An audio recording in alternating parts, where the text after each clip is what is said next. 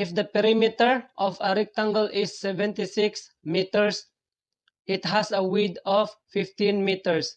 What is its length? 1. 21 meters. 2. 19 meters. 3. 46 meters. 4. 38 meters. 5. 23 meters. Ang formula ng perimeter ng rectangle ay P equals 2L plus 2W. So, ang perimeter ay 76 meters. 76 equals, ang width ay 15 meters. That is 2 times 15. So, ang hinahanap ay yung length.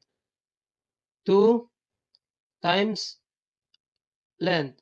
So, ang equation natin, 76 equals 2 times length plus 2 times 15.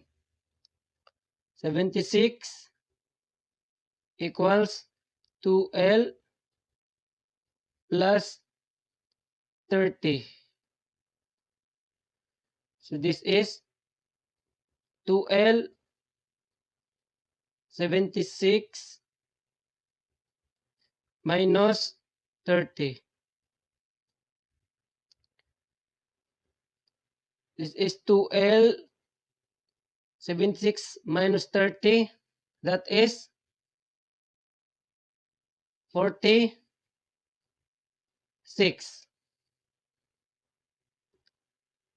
So, ang length ay 46 divided by 2. That is 23. So, ang length natin ay 23 meters. So, ang tamang sagot dito ay 5.